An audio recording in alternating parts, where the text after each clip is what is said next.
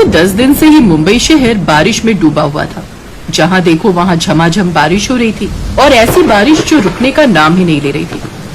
एक छोटी सी चौल जहाँ पर राधा अपने परिवार के साथ रहती थी। राधा का पति सुरेश रिक्शा चलाता था और थोड़ी बहुत मजदूरी करके घर का गुजारा भी कर लेता था।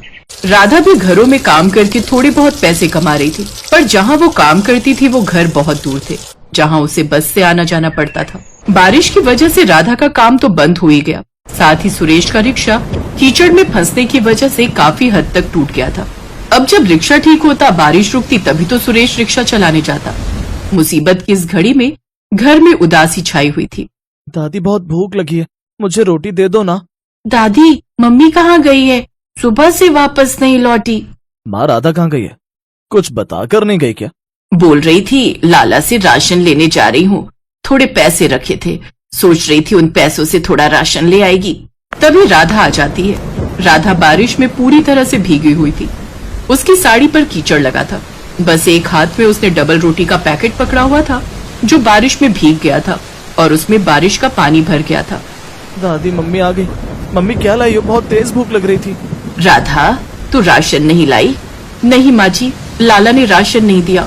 जो पैसे मैंने उसको दिए थे उसने वो पिछले उधार के कहकर ले लिए। बड़ी मुश्किल से बार बार कहने पर ये 10 रुपए वाली एक डबल रोटी ही दी, पर बारिश तेज थी तो ये भी गीली हो गई। मैं तवे पर सेक देती हूँ, ज्यादा पानी अंदर गया नहीं होगा। कैसा बेशरम है ये लाला, किसी की मजबूरी भी नहीं समझते ये लोग। कुछ दिन रुक जाता तो इसका क्या बिगड़ जाता? बताओ तो, जो थोड़े बहुत पैसे तू लेकर गई वो भी ले लिए उसने। मुसीबत के समय बहुत कम लोग होते हैं जो काम आते हैं, और ऐसे लोग फरिश्ते होते हैं जिन्हें भगवान धरती पर भेजते हैं। पता नहीं हमें ऐसा कोई फरिश्ता कब मिलेगा जो हमारी मदद करेगा। माँ, ये सब किताबें और कहानियों में होता है। रिक्शा बाहर टूटा पड़ा है, लाला उधार नहीं दे रहा। किसी से मदद मांगने भी जाऊंगा तो कोई मदद नहीं करने वाला। कहाँ काम ढूंढूं? बारिश रुकी तो रिक्शा जुड़वाने के लिए जाऊं, कहीं मजदूरी करने जाऊं, पर मजदूरी भी कैसे करूं? पानी सड़कों पर भरा हुआ है, हर कोई अपनी दुकान बंद करके बैठा है। कहीं भी मजदूरी का काम नहीं मिल रहा। सुबह से 4 चक्कर लगा चुका हूँ। चिंता मत कर मेरे बेटे, सब ठीक हो जाएगा। भगवान पर विश्वास रख, वो सब ठीक करेंगे। अगली सुबह राधा जल्दी उठ गई। वो बहुत चिंता में थी। वो घर से काम की तलाश में जाने लगी। तभी उसकी सास ने उसे रोक दिया। राधा, क्या हुआ बहू? तुम तैयार होकर कहाँ जा रही हो? माँ जी, कुछ न कुछ तो करना ही पड़ेगा। मुझे काम ढूंढने के लिए जाना ही होगा।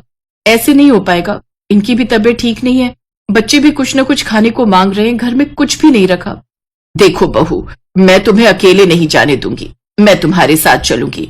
सुरेश अभी दवाई लेकर सोया है, बच्चे भी खेल रहे हैं। तू और मैं चलते हैं, कुछ न कुछ जुगाड़ तो कर ही लेंगे। राधा और उसकी सास बिमला काम की तलाश में निकल पड़ती है। बारिश तेज हो रही थी, साथ ही सड़कें पानी और कीचड़ से भरी हुई थी। चलते चलते अचानक बिमला कीचड़ में फिसल जाती है। उसकी सारी साड़ी खराब हो जाती है, शरीर और चेहरे पर भी कीचड़ लग गया था। राधा ये देखकर घबरा जाती है। अचानक एक कार उनके पास में आकर रुकती है। उसमें से एक सज्जन व्यक्ति जो थोड़े बुजुर्ग थे बाहर निकलते हैं। अरे अरे बहन जी, आप ठीक तो हैं? मैंने देखा अचानक से आप कीचड़ में फिसल गए। हाँ हाँ भाई साहब, मैं ठीक हूँ। पता नहीं कीचड़ में गड्ढा था, तभी पैर फिसल गया। बारिश में ये गड्ढे दिखाई ही नहीं देते। मैं आप दोनों को गाड़ी में घर तक छोड़ देता हूँ। आओ बेटा, माताजी को लेकर गाड़ी में आ जाओ। बहुत बहुत धन्यवाद अंकल जी। अंकल, हमें घर तक छोड़ देंगे? भाई साहब, कीचड़ से आपकी गाड़ी खराब हो जाएगी, हम लोग चले जाएंगे। कैसी बातें करती हैं बहन जी? गाड़ी की कीमत किसी व्यक्ति से अधिक थोड़ी है, और इस हालत में आपकी मदद करना मेरा कर्तव्य है। उस व्यक्ति के कहने पर राधा और उसकी सास गाड़ी में बैठ जाते हैं। राधा और उसकी सास की बातें वो व्यक्ति ध्यान से सुन रहा था। बहू, अब क्या करेंगे? मेरी वजह से तुम्हें भी परेशानी हुई। हम दोनों घर से काम की तलाश में निकले थे और देखो मैं कीचड़ में गिर गई और हम कहीं काम भी नहीं ढूंढ पाए। अब घर में चूल्हा कैसे जलेगा? सुरेश की दवाई भी तो लानी होगी तुम्हें। हे भगवान, हमें ये दिन क्यों देखना पड़ रहा है? माँ जी, अब तो वैसे भी शाम होने वाली है। इस टाइम दोबारा कोई काम भी जाऊंगी ढूंढने तो वो भी नहीं मिलेगा।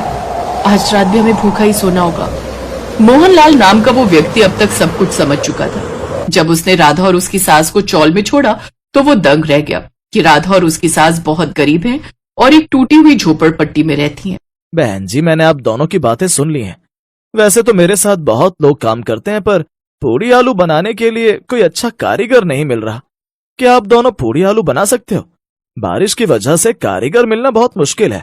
आप तो जानते ही हो, बारिश की वजह से बहुत परेशानियां चल रही हैं।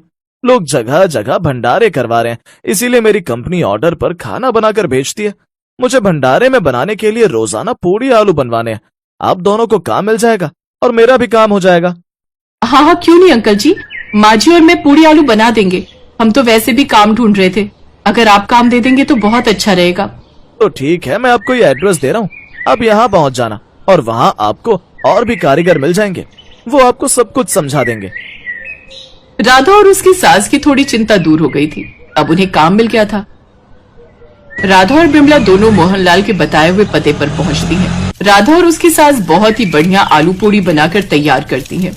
उन दोनों के हाथ के बने हुए पूड़ी आलू सबको बहुत पसंद आए थे। मोहनलाल उन्हें मेहनत के पैसे देता है। देखिए बहन जी, आप दोनों ने बहुत मेहनत से आलू पूड़ी बनाए। मुझे आप दोनों का काम बहुत अच्छा लगा है, इसीलिए मैंने और मेरी टीम ने सोचा है कि जो भी खाना बनाने का काम आएगा उसमें आलू पूड़ी आप दोनों ही बनाएंगे। और अब आप दोनों चिंता मत करो, आप दोनों का काम सही हो जाएगा। और हाँ, सुरेश को बोलना, उसके लिए भी मेरे पास बहुत काम है, मैं उसे भी काम पर लगा लूंगा। आप तीनों मिलकर काम करना, फिर धीरे धीरे आपकी सारी आर्थिक समस्या दूर हो जाएगी। राधा और बिमला की खुशी का ठिकाना नहीं था। उनके साथ साथ सुरेश भी काम पर लग जाता है। मोहनलाल जी, आज तक मैं यही सोचता था कि भगवान के द्वारा भेजे फरिश्ते किस्से और कहानियों में होते हैं, पर आपके रूप में आज साक्षात हमने फरिश्ते को देखा है। सुरेश की आंखों में आंसू आ जाते हैं, साथ ही राधा और बिमला भी रो पड़ती हैं। अरे नहीं नहीं बेटा, सब भगवान ही करते हैं, मैं कोई फरिश्ता नहीं हूँ। मैं तो धरती पर बस अपना कर्म कर रहा हूँ। बस मेहनत करो, देखना भगवान तुम्हें और भी ऊंचाइयां देंगे। जीते रहो बेटा। उसके बाद से राधा और बिमला ने मोहनलाल के पास पूड़ी आलू बनाने का काम संभाल लिया और सुरेश भी मोहनलाल के पास काम पर लग गया। मेहनत का फल उन्हें मिल गया। कहते हैं, जब व्यक्ति में कुछ करने का दृढ़ निश्चय हो तो मौसम भी उसका कुछ नहीं बिगाड़ सकता, भले ही गर्मी, सर्दी या फिर भयंकर बारिश ही क्यों ना हो।